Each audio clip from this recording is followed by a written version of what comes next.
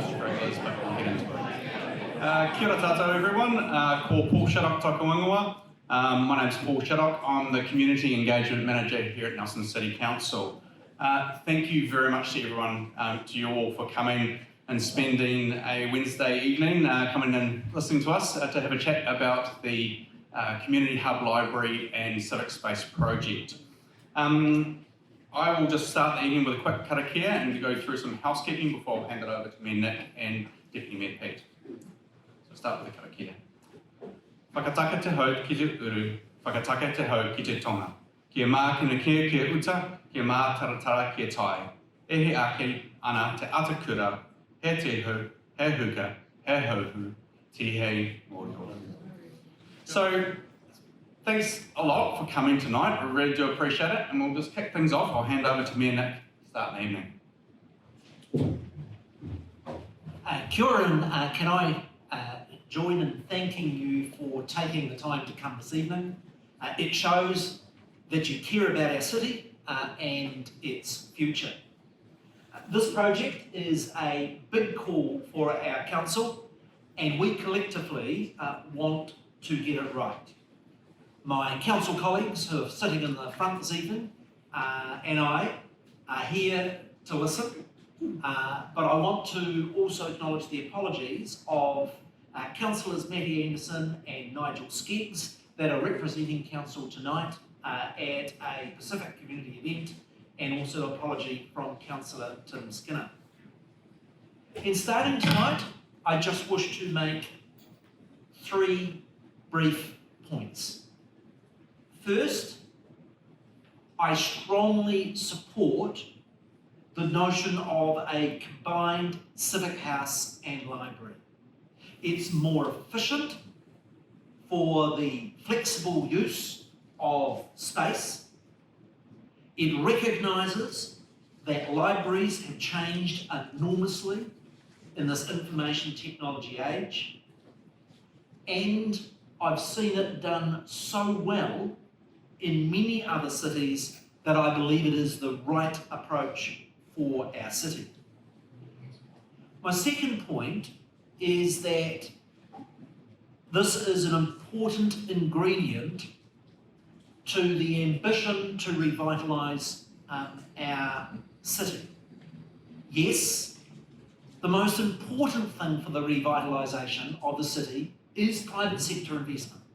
And that's why our council has worked so hard for securing things like the Collins development we announced last week.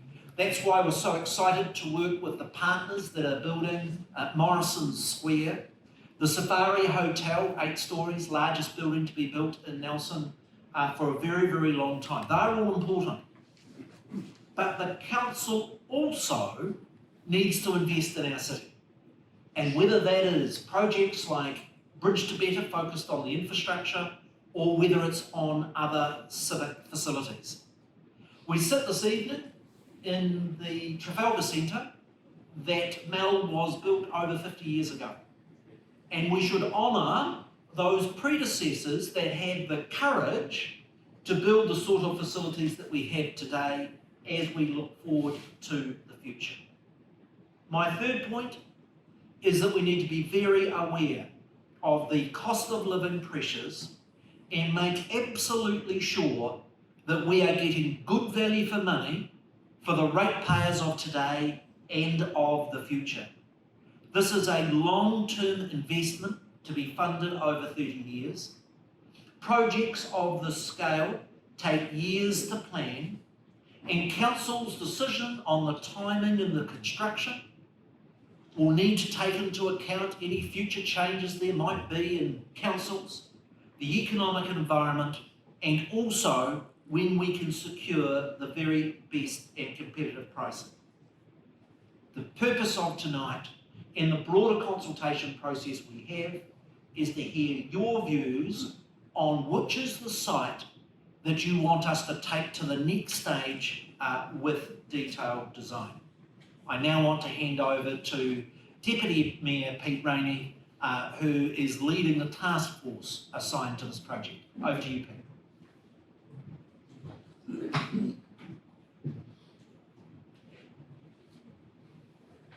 Thanks, Nick. Ngā mihi nui kia koutou katoa. Good evening, everybody, and thanks so much for coming to this meeting.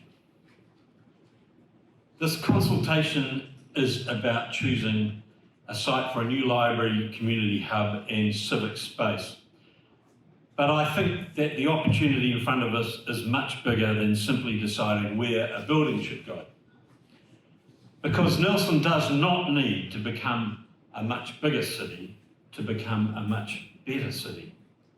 What we need is confidence, imagination, and a willingness to invest wisely in the things that make Nelson special.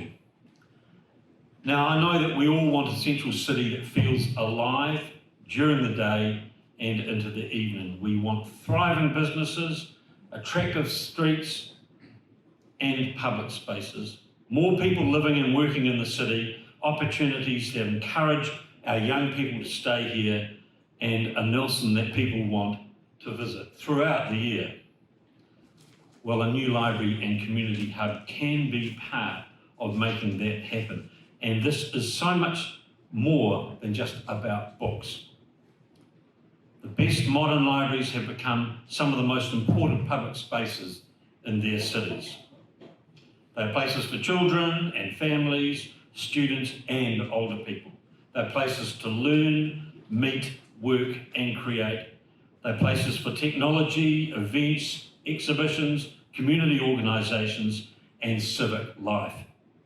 Done well, this could become one of Nelson's great gathering places, and that is why the site matters so much. Of course, we need to consider cost, practicality and value for money, but we also need to ask the bigger question. Which site gives Nelson the greatest overall opportunity? Which location brings more people into the heart of our city? Which best supports surrounding businesses? Which encourages further private investment? And which site connects best with our streets, our public spaces, Trafalgar Street, and new infrastructure like the Bridge to Better project? And which gives us the opportunity to create something that feels unmistakably Nelson. We don't need to copy Christchurch, Wellington or Auckland, but we do need to make it modern, we need to make it flexible, we need to make it welcoming, and we really need to make it Nelson. It should reflect our landscape, our climate, our creativity, our heritage, and the identity of whakatū, with mana whenua helping to shape that identity right from the beginning. I think there's something else important here, and Nick's touched on it. This project can really send a signal that Nelson believes in its city centre, a signal that we're prepared to invest in future generations, and a signal to businesses, property owners and investors that Council's prepared to play its part in the next chapter of Nelson's revitalisation. This doesn't need to be about building something grand. It's not about scale, it's about vision. Nelson already has extraordinary strengths, our beautiful compact city, our arts and culture, our environment, our heritage, our people and our lifestyle. And the opportunity is to build on all of those strengths. So, as we consider the different sites, I hope we don't only ask, where should the library go? Let's also ask, what kind of Nelson do we really want to create over the next 30 or 40 years? And then, which site gives us the best opportunity to help make that happen? That is the opportunity that's in front of us, and I think it's something we should be genuinely excited about. Thank you.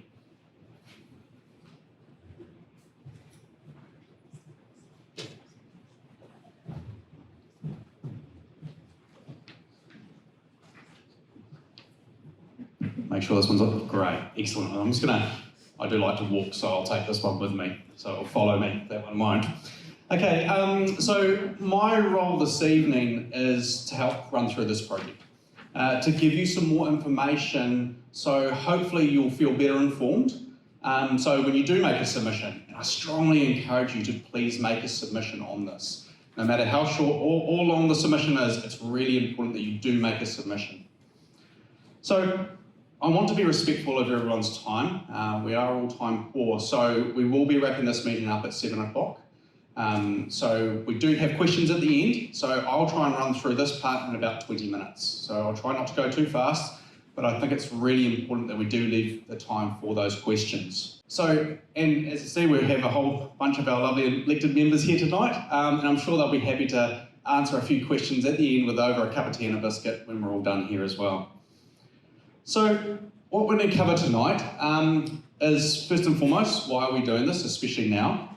We're going to touch briefly on each of the three options, and there's obviously the consultation document there which has everything in detail, but I'll touch briefly on those three. I'll quickly touch on the impact on your rates because it's a question that we are getting asked a lot, as well as addressing the amalgamation questions. We have had that. Why do it now when that's on the cards? Maybe, who knows? I'll answer that question, and then I'll leave you just with a clear understanding of how you can actually have your say on the project. So sadly, this isn't a paperwork problem. We've got photos of both our maternal library and civic house here. We've got cracking through walls. We've got earthquake-prone notices. We have warning notices for toxic mould. It's interesting to see the image in the middle there, the civic house roof. It looks like a little hopscotch court, and sadly, it's not a hopscotch court. Those yellow areas do not go on this area because you might fall through the roof. So both of these buildings are they're not in great condition. For the past 15 years, we've known and have told the public that these buildings need significant investment. Our long-term plan back in 2012 had budget for work on the buildings. And every single long-term plan since, even up to 2024, have all included upgrades to these buildings. So the Our Maternal Library, this was closed in 2022, so urgent repairs could be made to a roof which was earthquake prone. That gave the building an additional 5 to 10 years additional time, but sadly the remaining structure is around the 34% of a new building standard, which simply isn't good enough for a building that so many Nelsonians frequent and use. We know it was an old car showroom 40 years ago, so actually it was never designed to be a library, and it just doesn't meet the needs of a modern library. So the library, it's a living room to our community. So many groups go there and use it. It's so important, and we need to be able to provide a space that people can enjoy and be part of. Now the building, Civic House, this was built in the 1980s, Ministry of Works building. And council took over it from New Zealand Post in the 1990s, and unfortunately it has had very little work done in the past 35 years. Being a Ministry of Works building, it has a lot of steel in it, so the frame is very strong, which is positive, but everything inside that makes it usable is very run down and is making it a bit of a problem. An earthquake-prone roof, which caused the top floor to be closed. There's toxic mould has been found. We have certain systems like our diesel tank and fire alarm. They all need to be replaced to meet compliance. If any of those systems fail, then the building may not be safe to use, and until they are fixed. So that's a sudden closure would mean staff would have to move out, and the services that council provide to the people could be interrupted. And those services, that's when your buses, your roads, your water network, sewer, stormwater, flood protection, resource management, the building consents, parks, environmental protection, all those things, those huge things that council does every single day, that could be interrupted. And so staff need a safe place and a functional place which they can provide those services to you as ratepayers. That's really important.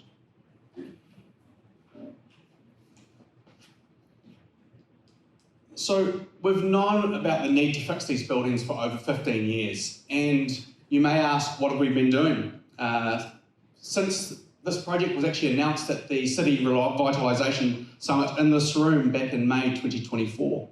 A business case was developed, and that was finished in August 24, and that looked at all the various options of what could be done and what could be used for Civic House and our maternal library. That business case looked at 9 different options, including doing nothing, fixing sites, splitting sites, doing multiple different things. Given the current state of the buildings and the changing needs of our community, doing nothing was considered not to be an appropriate option. It was determined, as Nick said, a combined facility was the way to go. It would reduce overheads, have a single front door for the community, and provide operational efficiencies, which is really important. We've also been asked a lot, why not do the bare minimum? So the bare minimum with our maternal library, we know it's got a fixed lifespan. So doing the bare minimum, we'll still see it closed in a few years. Doing the bare minimum for Civic House means we still need to do the earthquake strengthening, the roof repairs, and the cost to maintain that building keep increasing every year. And doing the bare minimum, we'll end up with still patched up old buildings which don't meet the needs for our community.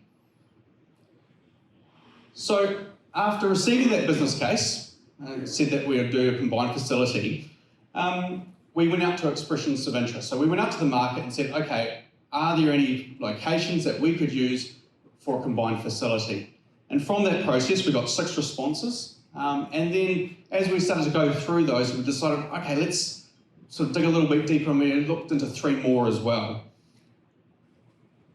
just to make sure that we had all our bases covered. And eventually we narrowed it down to the 3 options, which I have behind me.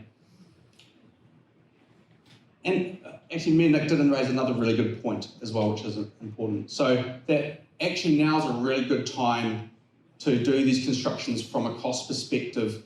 The market is quite soft at the moment, the construction industry is quite soft, and there's the potential for us to get really good construction rates by doing this project now. So that's another thing to consider.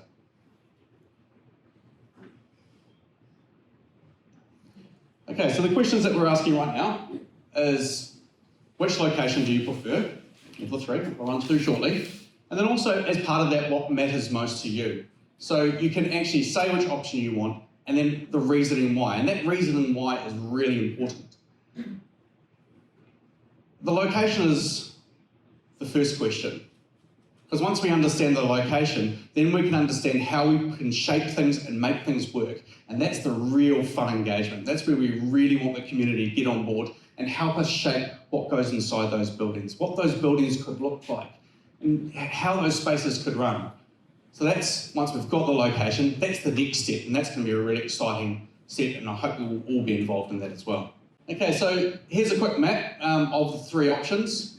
They are all within the city centre, and it's something that is really important. That council is one of the largest employers in the city, and having something within the city centre definitely helps to add that people, add that vibrancy, and that also the economic impact of having those people within a city centre. So that's all very important.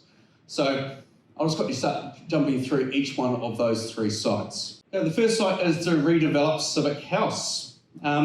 So this will fix up the current Civic House and fix all those issues. We'll look to rebuild the savings bank, which is the, you can see on pointer over here, which is this little one here. It's got council chambers on top. It would also look to rebuild the Historic State Advances building next to it, which is this one here. It's next to that little laneway. The library and hub would spread over 2.5 floors, and council chambers and the council offices would be on the levels above. This option is the largest of the 3 options in terms of building footprint, with about 7,700 square metres of floor space. So it's definitely the largest option. It is, however, working with existing buildings, and so when you're working with existing buildings, you are constrained with pillars and posts and things like that, and how you can actually operate things on site. So council already owns the Civic House site, but we would need to buy the State Advances site. And that is a heritage building, and we would need to protect the facade on that. With this option, and with all the options, our maternal library would be sold. And that's something that we'd do.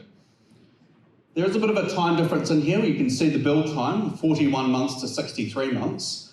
That is because if it's a shorter duration. If all the staff move out, it's a lot longer, and then obviously a significantly more expense if staff have to move around as the construction occurs.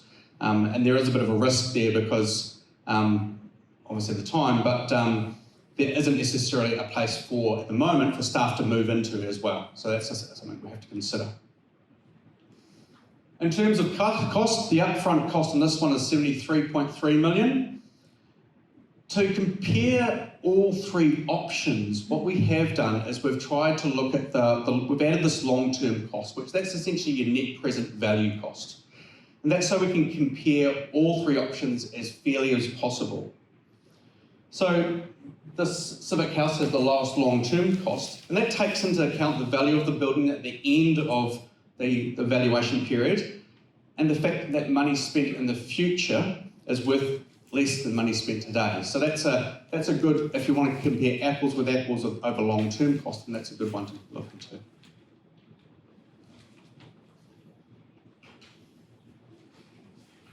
So in the consultation document, we have actually really clearly highlighted some of the pros and cons of each site. And so it's worth jumping on that and having a quick look. The civic house option is the cheapest option on paper. It's got really good nearby parking. It's quite close to the bus hub as well. It also has the highest risk of all the three options because you are working with an old building. And when you work with an old building, you just don't know what you're going to find until you open it up. So the largest floor area is a real positive, but on the flip side, it probably has the least design freedom because you're working with a constrained site.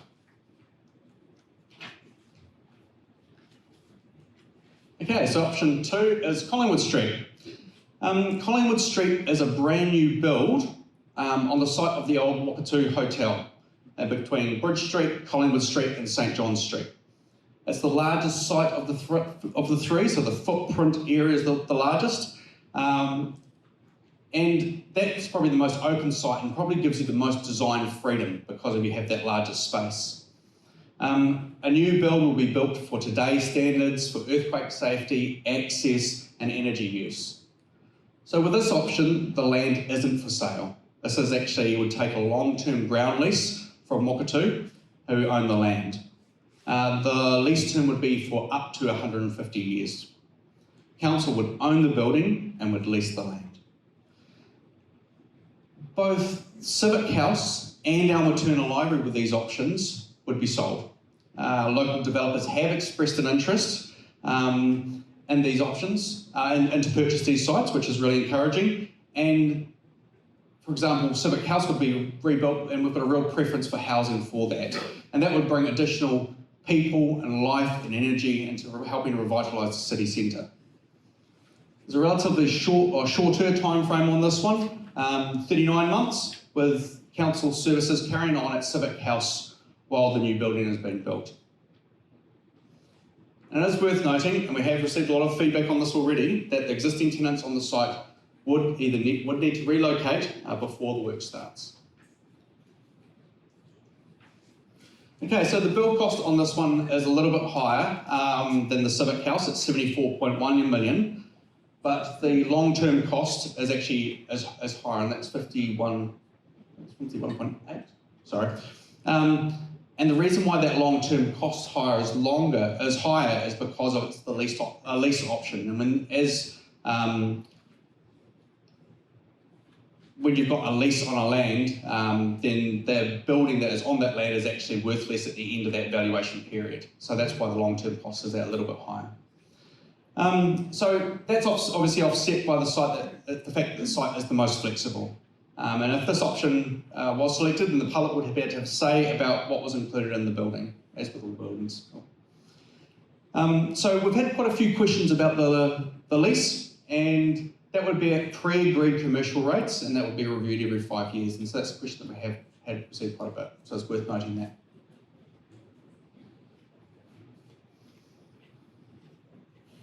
Okay, so then option 3 is Church Street.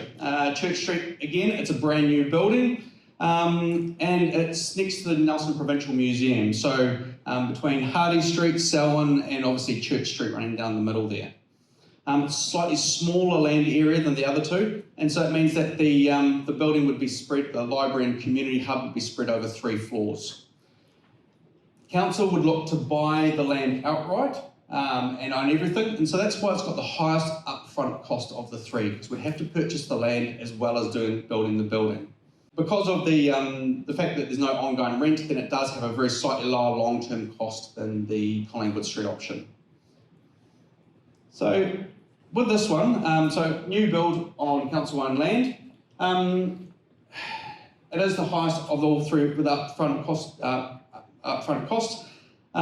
And then part of the design also looks to close Church Street. Now that's an opportunity to create a pedestrian plaza, a really exciting space, but there also would be an additional cost to actually convert that street into a pedestrian space. And so that's something which isn't included in the build cost, but would have to be factored in with the public as well.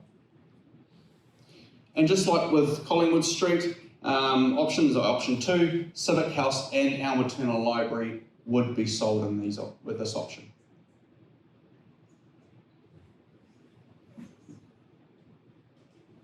Okay, so just quickly, this is a really good table, and again, it's in the consultation document. I do encourage you strongly to get it and have a good look.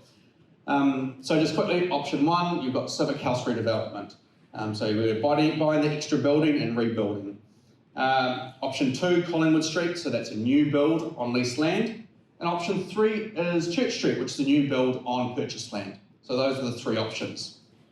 So this table also leads us nicely into the next section, which we'll just quickly cover the impact on rates. So look, there's no denying it, it's tough out there at the moment. The cost of living is significant and we all acknowledge that. It's worth reminding people that big capital projects like this, they're not just paid up front by the people or the current ratepayers. It's a cost that is spread over time. And so those that use the facilities the most into the future will also help contribute to that build cost. So this graph shows the cost to ratepayers. The greatest cost, the highest point, is when the project is just completed. So it's just like when you build a house. So your grace payments back to the bank is essentially just as the project is completed. When you start paying that money back, then your debt starts to reduce, and then so it slowly goes down over time. And so it's the same thing when we do these big capital projects. This project was already factored into the last long-term plan, and where it was originally calculated at 68.4 million. So that would mean, with that project, a peak cost of $207 for the average Nelson property. The options before us, so I'll just go through it, and this will explain, hope you can see this black line here. So that's the 207. Okay, so that was what was originally already in the long-term plan. Okay, so the options that we've got in front of us are a little bit higher just because they actually have gone through that more detailed business case, and so the cost has been factored in and is a lot stronger or solid estimate. So option 1 will be an additional $24 on top of that. Option 2 would be $44, and option 3 would be $71 on top of that. So that equals, in terms of your overall rates bill, so that equals about 1/20th or 5% of your rates cost. Okay, and that's at the peak. And then what it does, and so that's at the peak. Then over time, it just gradually reduces and reduces and reduces. You'll see in about 2070. The option 2 and option 3 swap over in terms of, it's a long way away, I know, but when they swap over eventually, and that's because option 2 with the lease cost, because we continue to pay that lease ongoing, that's when that lease cost comes in. So that ends up having, over a very long period of time, a greater impact on rates long term. So in terms of overall capital budget, I think it's really important to understand that this project is about 6.4% of council's total capital expenditure across the 10 years of the long-term plan. So we're still spending, the largest part of our capital spend is still spent on transport, water, wastewater, those core infrastructure things. That's where the majority of our spend still remains. So this is only just a smaller portion of that overall capital spend. And I think a key point to note is also that with all options, council is confident that they'll be able to keep the rates increases under the 5%, which has been quite widely promoted and talked about. And so making sure that rates rise won't get pushed up. I think it's really important that under all three options, they will remain under that 5% cap. So we've heard this question a lot over the last 2 weeks. Why build now when the councils might merge? Amalgamation is a big question, but it's not tonight's question. Regardless of what happens, a merger doesn't fix these buildings. These buildings have issues right now.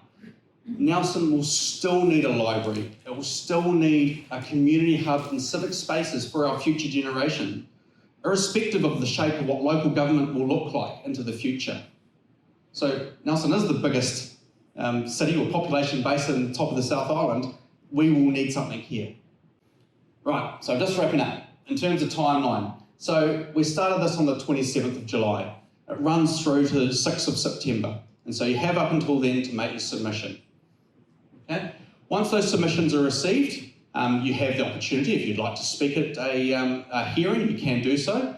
And then council will deliberate, take all the information that they've received from the public, from the experts, from finances, and all that information, and they'll make a decision late in 2026. Once that decision's been made of the preferred option, then we'll get into the designing, the consenting, all that type of stuff, and we'll come back to the public and go, hey, actually, what do we have in these spaces? How are these spaces going to be used? All that fun stuff, and how do we actually create a space which is going to be amazing for us all? And that's going to be, I'm really looking forward to that part. 2028, we're looking for the building start for completion in 2030 to 2031. So in a way it seems a long way off, but it's actually not a long way off, I'll be honest, before we know it.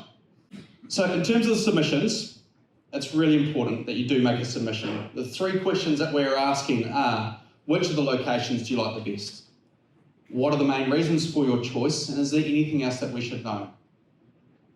So it's really important that you try and articulate that. Even a short submission is better than no submission at all. We really want to listen and hear from the public, and that's really important. And just, I suppose a key point to note as well is that each location has its own budget. So telling us which site you prefer also tells us what their budget is that you want tied into that project.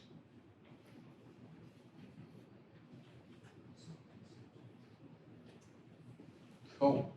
All right, so in a second, but very, very shortly. Okay, so we're about to jump into questions. What we'll do is we'll grab another mic and so we can do roving. We'll do our best to answer your questions. If we don't know the answers to some of the questions, and there might be some tricky ones out there, then we'll definitely endeavour to get back to you as we can.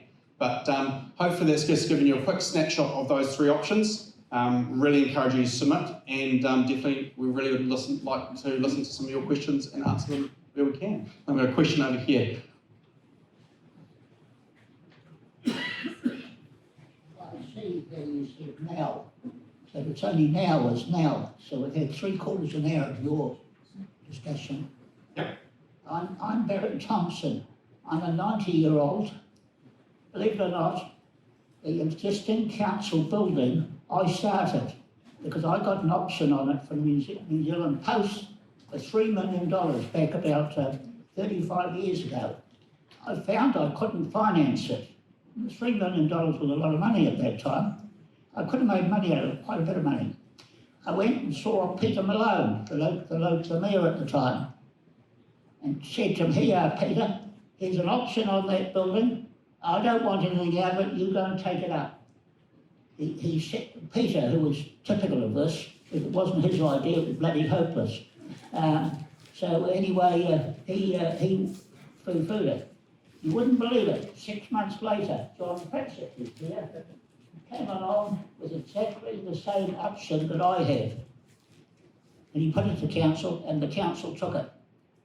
Now, I was the first person. I started Milton Chalet, which has been pulled down. Leisure Lodge, all through my office, I started clients and those type of things. We had a question. Oh, yes, We had a question. I'm not taking much time with the previous shit, though. Take your point, thank you very much. Another people ask that question. No need to be moved. That's a question. I've got to the mayor and Peter Rainey in the last 2 weeks. It was a revision of what I gave Nick about 2 years ago. There's a much better option. If you look at these three, there's 2 of them you pull out, you knock out straight away. One, the Wakatee, you wouldn't want at least Mary Land, would you? I don't know if I'm going with Mary Land, right? With property, because it's not freehold, it's leasehold. Secondly, Church Street is closed. That will close everything between Collingwood Street and. If we have a question, please. So that's a bad spot. I'll put up on many years ago. Barry, do you have a question? Because we've got lots of other people who. This is all done. Okay, well, we can come to comments towards the end, but we do have a bunch of people that would like to ask some really quickly questions. Yeah. Yeah. Thanks, Barry. Okay, sorry. So you go.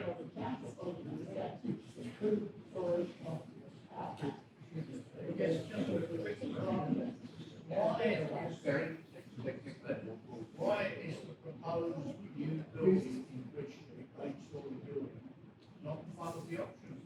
Okay, so you're asking why the proposed 8-storey, so why the SPL site was not considered as an option for the Civic Hub. There, already everything that's there. So the question is why was the SPL site not considered as one of the options? I'm super excited. We put the site on Bridge Street, the old bus site, and attracted a private investor. And when I've got a private investor that's prepared to invest what will be the fat end of $100 million in our city, I think that is a fantastic option. And in respect of was it considered as an option for Civic House, it is quite a lot smaller than the other 3 sites. So it was not a preferred site when we did the original RFP 3 years ago. I've got a question over here, and then we've got a question over there. Thanks for this evening. Looking at these options, you say late 2026, council will pick. What is to stop us from being involved in a referendum on choosing the site? Referendums are always very expensive, is the first. The second is that and we go through the cost of an election. I think the election process, sorting out who you want around our council table, costs the best part of $500,000 each time. And that is our job as elected representatives to make that decision. On that basis, and I tell you, whether it be Bridge to Better, 78 million. We've got a major sewage project, 120 million. We are programmed to spend over the next 10 years about $1 billion on projects. The question for us is why would you not have a referendum on any of those? That's our elected job. That's why we're here to listen.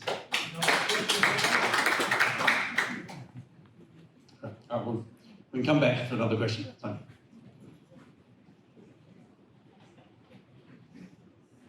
Thank you. I'm just asking about transparency.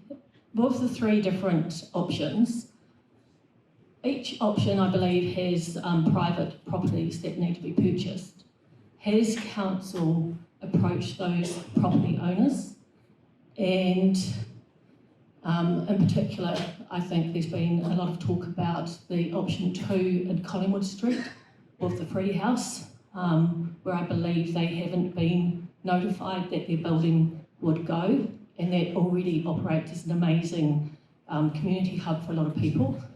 The second thing about transparency is I just question the numbers and looking at the timeline with Civic House. I think there was a slide that you showed, Paul, which mentioned about at the end it said 3 years from starting to completing.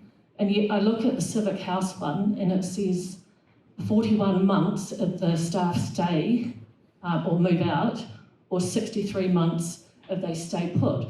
So my question to council is, have you already made up your mind, or are you actually putting this out for consultation so that we can have our say? One last one, will the seismic reports for Civic House be available so transparent for everyone to see, please? Okay, in order, if I can remember, the first one was on transparency and the different deals in regards to the land purchases.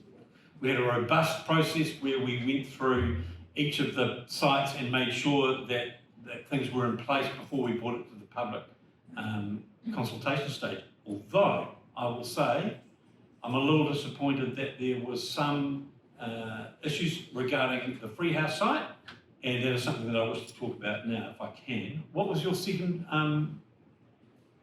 Well, shall I just talk about the Freehouse first? Because I really want to cover this off, because I do see quite a few members of Friends of the Freehouse who are here this evening, or as I will call you from now on, Froth. That was a wee bit of a joke. Did it work? Kind of. And I just want to reassure you that I've seen the changes at the Freehouse over the years from when it started with much interest, and it's a place that I love, and I think it's important to cover this off because there has been quite a lot of information floating around about this. I've seen the changes that have happened there over the years, the development of the yurt, the smelly yurt, the amazing outdoor heated area, all of those things that people have got to grow and love, and I love because it is an institution in Nelson that I have visited many times, and indeed I've played there as a musician on numerous occasions. I want to reassure the fraternity that enjoy the Freehouse that we do acknowledge the value in that building. This is not about council versus the Freehouse. That Collingwood Street site is just one of 3 options that we are looking at. And the consultation is about where we should locate a major piece of civic infrastructure for perhaps the next 50 to 100 years. We put the options out and we have not yet made a preferred site. In answering your question, we haven't made a decision yet. So that is the biggest site, 4,000 square metres. That's actually a benefit. It gives flexibility in the way that we would end up potentially using that site. And I would much rather assure the people who support the Freehouse that they can be part of the process of giving consideration to how the kind of activities that occur in the Freehouse could be incorporated in the final design of what might go onto that site. Because indeed, it is a great site, it's one of 3 great sites, but if we're going to use that site, then we need to give real consideration about possibly what could happen. I draw your attention to the new Ashburton Library, which only opened last year, I think, wasn't it, Mayor Nick? It has a heritage building right inside the new library building because they loved it so much that they decided to keep it and build around it. So I want to reassure members of the Freehouse that due consideration will be given to what could possibly happen in terms of developing that site. Retail and hospitality are part of modern libraries, believe it or not, right around the world and in New Zealand, and it's certainly something that we would give consideration to. Your question? My question was, did you make contact with any of the owners or properties which are affected in 1, 2 and 3 prior? Like I know obviously lot 2 had, because they had a vote on it recently, which I follow, to see whether they would do a long-term lease. So can you answer whether, 1, you've talked to the properties owners affected in option 1, option 2 and option 3, please? Yes, I can categorically say that every single property owner on all of the 3 different options have been contacted by staff or by consultants that we've been using to set up all of the different deals in terms of what potentially could happen to their sites. And my comments regarding the Freehouse are equally as valid to any of the other retail or hospitality options that are still and currently existing in Church Street and in Collingwood Street as well. Okay? Next question. Cool. And then there's a couple other parts to Jack's questions in terms of the earthquake strengthening reports. Yes, we happily make those available to the public, that's fine. And the other one was around the timing in terms of there was a 39 weeks for the 2 other sites for option 2 and option 3 versus 41 to 63 for option 1, and that's purely because of for the civic house is that staff will have to move out and moving around the construction, whereas if the option 2 or option 3, they would be able to continue working in the civic house until those ones are built. Sorry, maybe I didn't say it clearly enough. I did get that point. Oh, sorry. It was one of your slides that you said that from starting, it would take 3 years before you move in. Yep. And yet option 1, it clearly says it will be between 41 and 63 months. That doesn't fit. My maths is 12 months a year. So I'm just wondering, is that slide wrong? We'll nearly find the slide. Yeah, no, that's fine. It was probably actually me and my bad math. So apologies for that one. That was probably my fault on that. So that was not intentional. So your question over there. Kia ora, thank you. I've got a couple of questions. I want to preface it by saying I'm a little bit over everyone else deciding where to spend my money than me. So maybe everyone's feeling that a little bit as well. But my first question is about Civic House. You said you had someone interested in selling their space and the library. And you said that that was going to be allocated as housing stock, or this is the library side, I'm assuming. Why are you allowing housing stock to be built somewhere where you've just said is liquefaction and potential flooding? I'm a little confused about what's actually happening here. Who are you selling the site to, and what are they going to do with it? On the 3 proposed sites, there are contractual arrangements for the new builds. There are no contractual arrangements for the actual sale of the Civic House and the library in the event that the current library, the disposal part, but our consultants have given us the expected price. That is, that if we remain in the Civic House, option 1, we will be selling the library. There isn't a side deal to sell that, but we would go to market. I just feel like I saw that you had an interested developer for those sites. Yes, we have. So that's why my question. And my answer to you is quite clearly, yes, we have expressions of interest. No, we don't have a firm contract. So in respect with the other projects, with respect to the other projects, option 2 and 3, we actually have contractual arrangements in place in the event that we choose those. Now, in respect of your question of liquefaction on the existing Civic House site, know something about it, it was my PhD subject. Yes, there is some level of risk in that part of the city, but it is equally manageable. That is, it's not that there is a prohibition on building, it means when you design the building, you need to take that risk into account. Equally so, there is in that part of the city, in the estimates of where sea level and climate may change over 100 years, some level of risk. But equally, those risks can be managed. It's not council's intention to ban the building of properties in that area. It's rather that when you build things for there, you need to take those into account. Okay, fair, but does that mean that then they're just going to leave it empty if no one buys it?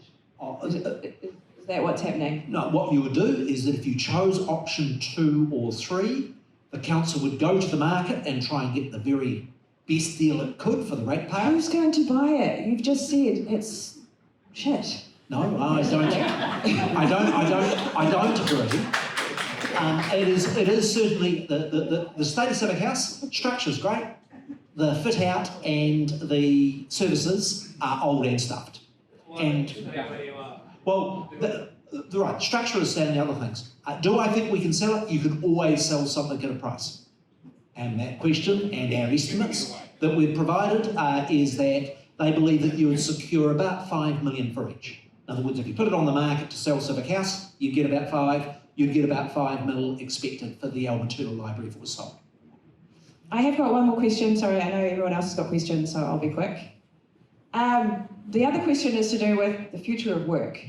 We have different technology, we have potential for working from home. I'm sure a lot of council staff already work from home. We have more flexible working arrangements generally day to day.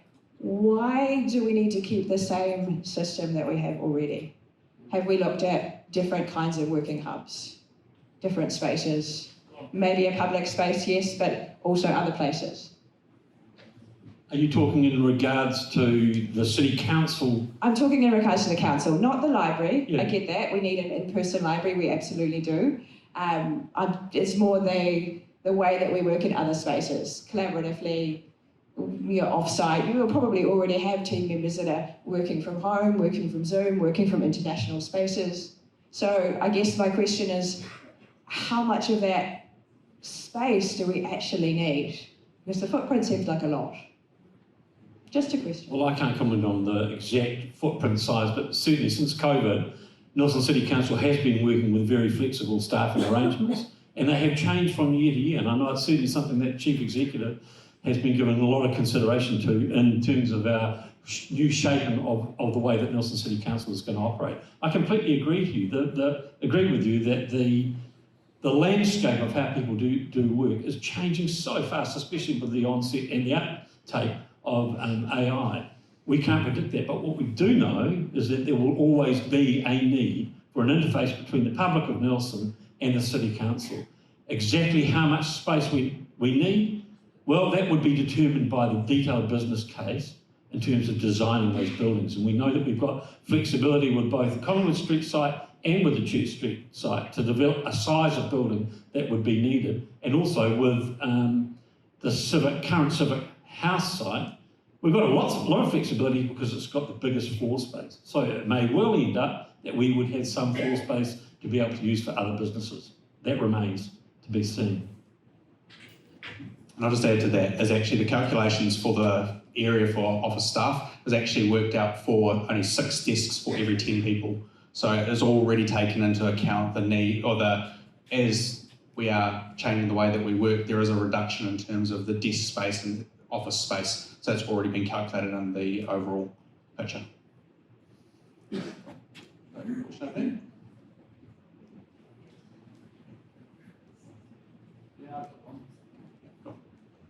Oh, hi.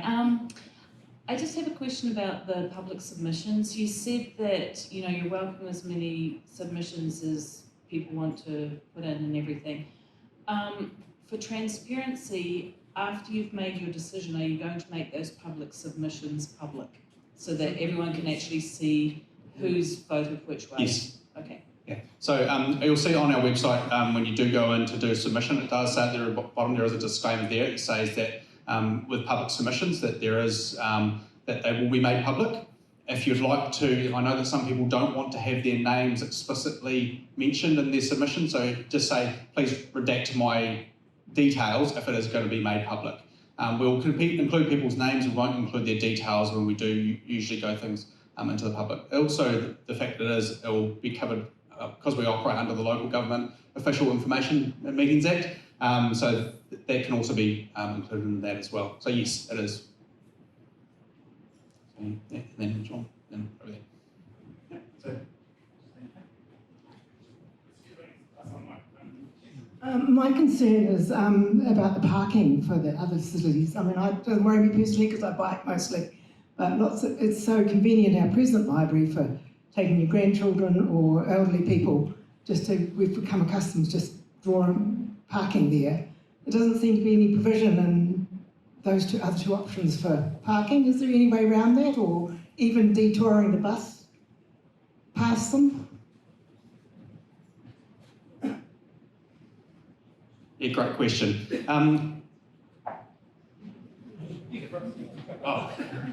can tell me if I'm wrong. We can change bus routes. That's one of the things we can do, and we can also change in terms of parking spaces as well. I think Montgomery Square is quite close to the Church Street. As you develop that space, you can also look about, okay, where can accessible car parking go? For example, if you look at the Collingwood Streets, there's a whole bunch of council parking on Harley Street as well. And so that can be used for whether drop and go or accessible parking. So the different parking options and ways to get there, we could look at as we develop those options. Those will be something that we'll look into and can develop. But great question, because it is actually really important. People want to know how they can actually use the space. And so as we go through, once we've got those sites, we'll make sure that that's been factored in as we develop those sites. Cool. John, did you still have your question?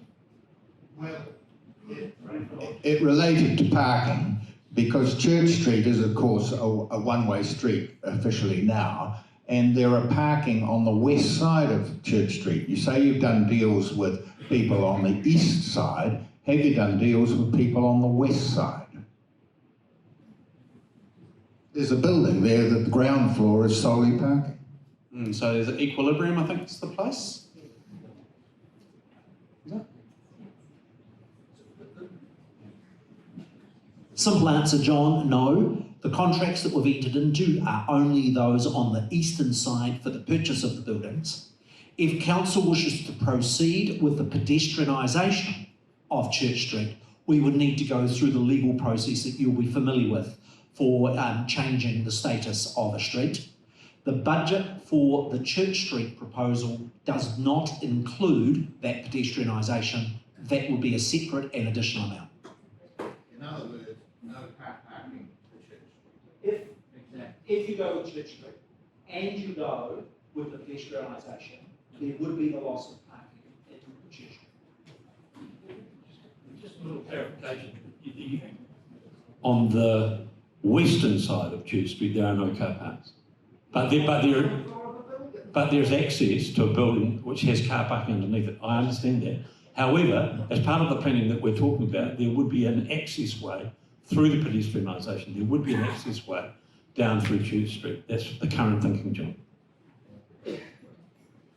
Question over there, and we are on time, people, so I know that lots of people do, oh, you've got a microphone, lots of people do have questions, but we will be wrapping it up very shortly. We'll probably take 2 more questions, so one over there and then one here, and then we'll wrap it up. My suggestion Or you is want we give 10 minutes more, because we did run late on presentations. Okay. Let's do another 10 minutes. Is everyone happy with that? Yeah. Right, excellent, go for it.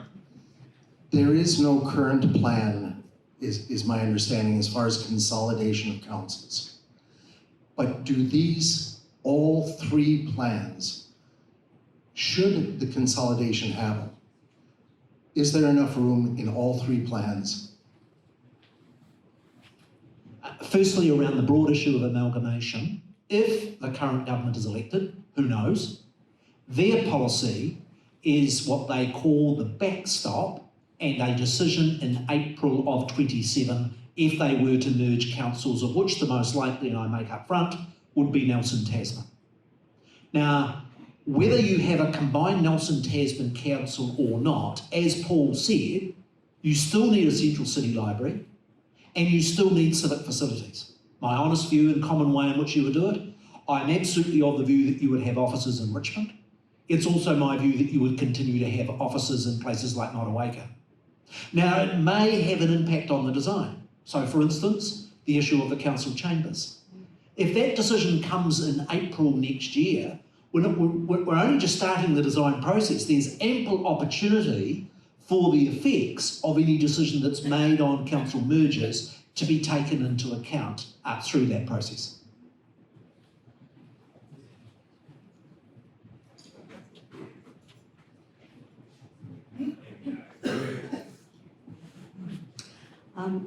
Thank you for the opportunity to speak. I'm a planner, worked a little bit with buildings.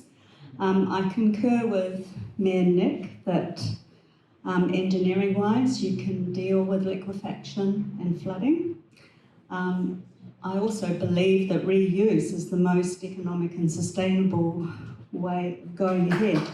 However, I'm a little concerned that if this amount of money is invested in the current building, the community might be really disappointed if it still looks like it does at the moment.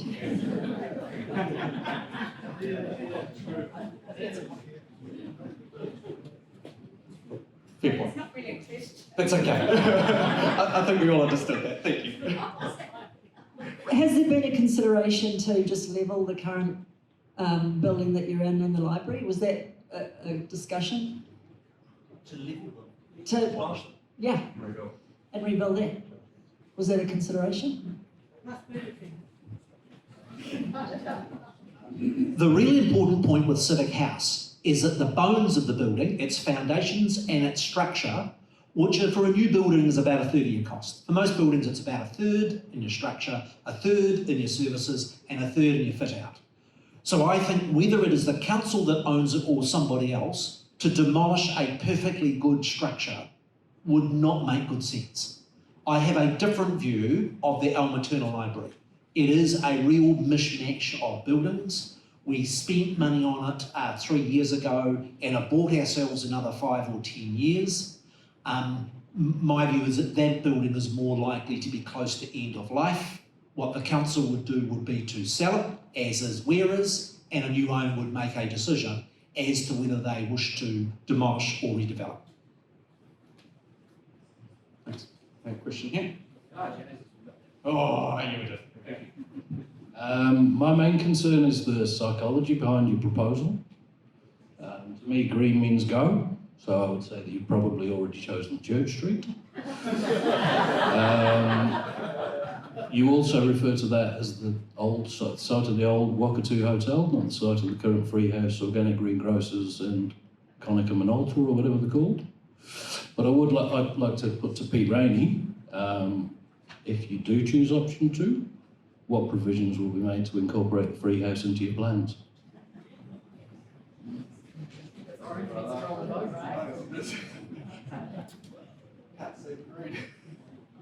Well, as I mentioned earlier, there's huge value in what the Freehouse represents, and it's not just about being a pub, it's about all of the community activity that happens in there, and I absolutely value that, and I congratulate Ali Nelko on developing a business that has become iconic right throughout the country and actually around the world. Now, it's really super important that people who support the Freehouse submit and express all of the real value that they see in the Freehouse, so that we can give, if we decide to go with that site, that we can give real consideration to incorporating exactly those kinds of values, if not the actual business, in the final design of what we come up with. And can I just add, there are plenty of good options and good pros and cons on each of the sites. That site is the biggest land area. It is the site that would allow us to do exactly that, to give consideration of incorporating that kind of business, because there's enough room to give that kind of consideration. What if we found a taniwha? Well, that would be a problem that we would need to get to. I got a question over the back there. Go for it. Is this on? I'm interested, I've also got the feeling that Council's already decided that Collingwood Street's the one they want, and it's the only one that shows a little square of, is it a square or what is it? What is going to actually happen there? What is the point of that? Also, what do you call a community hub? What is going to happen in the council that will make it a community hub?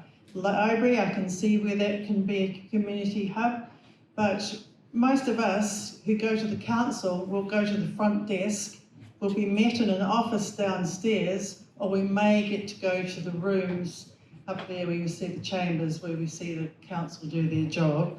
That was just one little thing. The only other thing I really want to ask is to follow up on a question over here.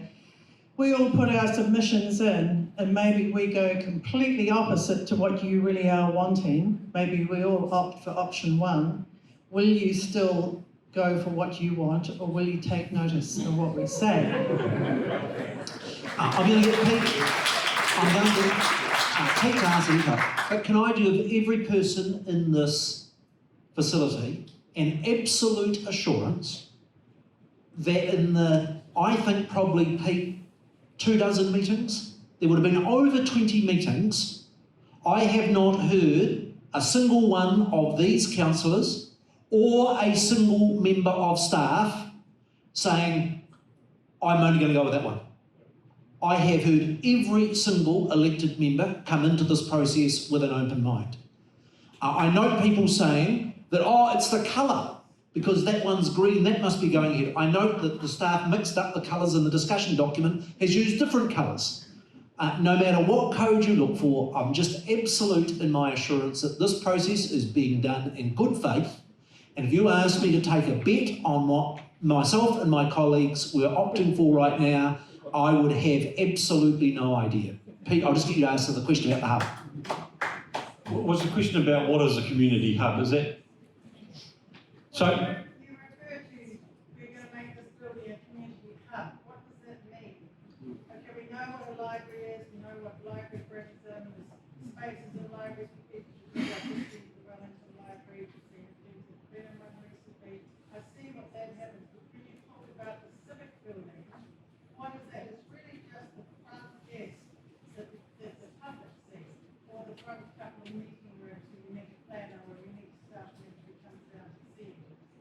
you go to the chambers.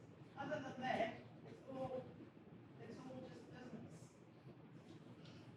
What is going to be, what do you think is, what is community? Well, I'm sure that many of you in this room have visited Turanga in Christchurch or Te Matapihi and Wellington, the new Wellington Library, and I do reflect that whatever we're going to end up with needs to be special to Nelson. However, when you talk about a community hub, and a lot of people have asked me this question, it's not simply about co-locating front desks, i.e. you don't just have a front desk that takes normal council business where you go to register your dog or whatever, and then over there's the library front desk. It would be the same front desk. And that's what happens in Te Matapihi and Wellington and in Christchurch as well. So there needs to be an integration of the kind of services that council does in the business of doing council with the kind of stuff that libraries do in the business of being a library. In terms of being a community hub, I've had a long look through the Wellington one, which is slightly different from what we would be able to do. For a start, that's 17,000 square metres. We're talking about 3,500 square metres. It's phenomenal, the level of activity that's in there. And that's what the submission process is about, is getting your ideas about the kind of things that you could put into this community hub. Whether it's cultural groups meeting at night time and they want to have a kitchen to have a cup of tea, whether it's a group of 4 kids wanting to go in and do some gaming after school, whether it's a group of people wanting to make something on the 3D printer, or just going to get a book out of the library or whatever. I don't have any problem with that. I said the library is what we call a community hub. It's the civic building. So in your middle plan, you've got your building which is represented by blue as being a civic business council. It takes up a huge flat street area. Those shops that we just withdrew with the free houses might look totally different. We lose the character. We've got a blank concrete building that belongs to business. Well, What are we going to do about that? it doesn't necessarily need to be on the ground floor. You're going to have to lose the character of Church Street by building such a big building. Absolutely depends on it. You want it to be a pedestrian street with cafes and everything else. So look, I completely respect your concern, and obviously the final design of what we would come up with would need to take into account those sorts of things. It would be highly probable that we would end up having hospitality or retail on the ground floor of any of those new builds. Even with the civic house option, it's likely that we will have a cafe or a hospitality business somewhere on the ground floor. The interaction with the public is super important for democracy. At the moment, getting into the chamber at Nelson City Council is a bit of a nightmare, as many of you will know. You've got to go up 2 floors of stairs or a lift or whatever. Wouldn't it be great for democracy if we could have a chamber that was much more approachable for members of the public to be able to come in and out and see and hear the business of council? Look, I completely respect what you're saying and I'm taking it on board. It's super important that we get that design right, but we've got 340 staff that need to go into a building, whether it's civic house or a new build. We've got to work out how that's going to happen. That will happen in the design phase. All right, so we've got 2 more questions. So we've got one over here, and then one over there, and then we'll wrap up for a cup of tea at the back. Thank you for the opportunity to speak. I've just got a couple of questions. What guarantee can you give that this project won't balloon out to double or triple the cost? As has happened with a number of other council projects around the country, we can all think of one locally that was triple the cost.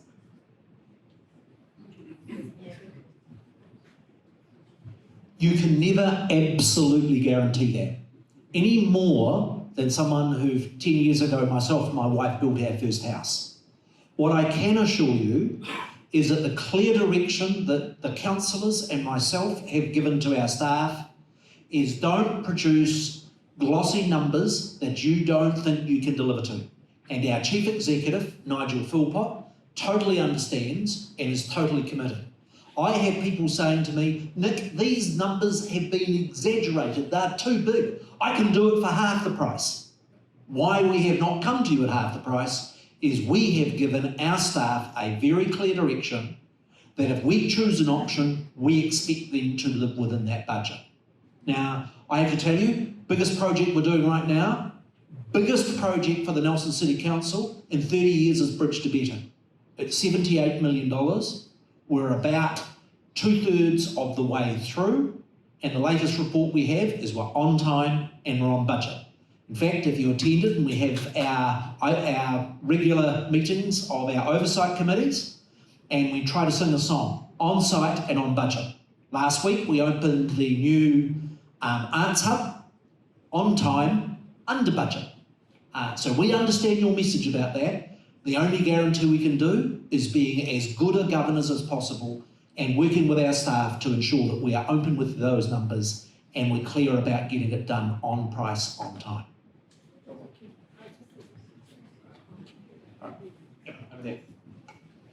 Thanks for the opportunity to ask a question or two. My first is about the submission process. Is there any way to sort of make it less dry? One of the most exciting things that happened after the Christchurch earthquakes, to try and find out what people wanted down there in their city in the future, was very informal in a sense, where people could come in off the street, write down their ideas on post-it notes. What was it called? Yeah, share an idea.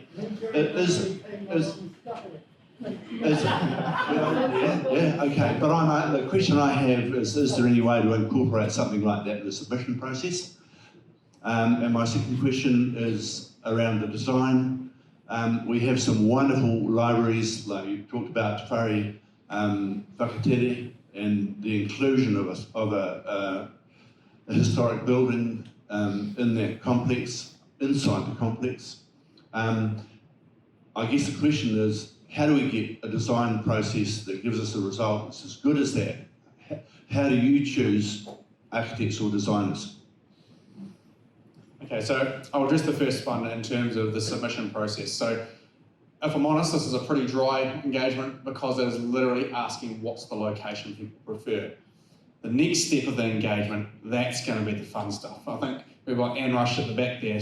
Her team, the WATF, did an amazing job, something very similar to that in terms of getting people coming in and sharing their ideas of Nelson. So we've got a community group that are doing just that already, and it's something that we'll look to replicate for when we do get into that design element.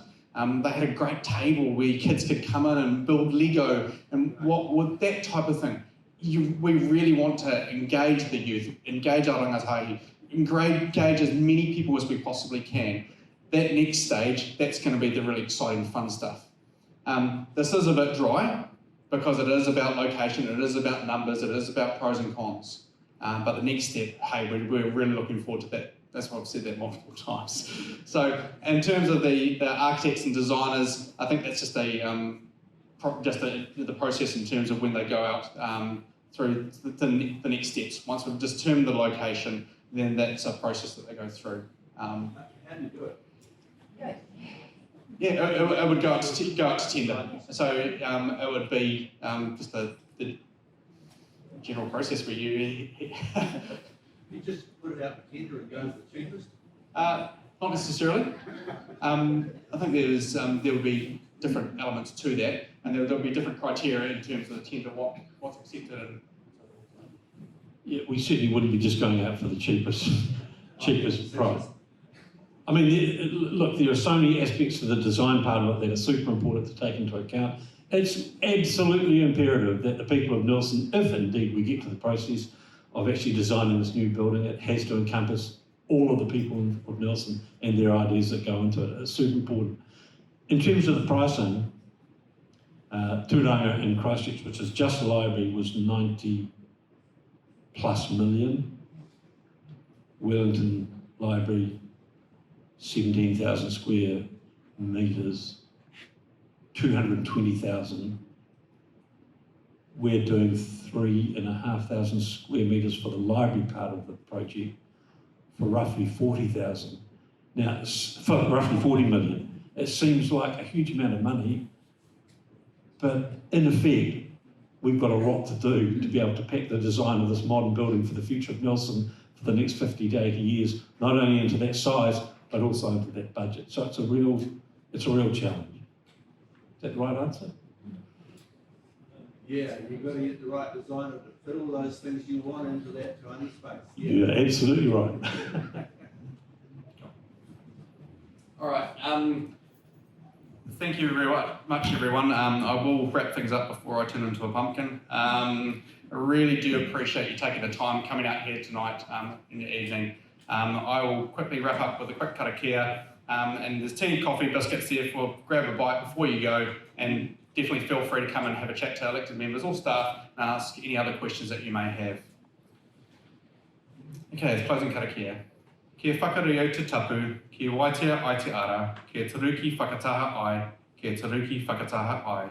Haumie, huie, tae kia. So restrictions are moved aside so the pathway is clear to return to everyday activities. Good everyone, thank you very much.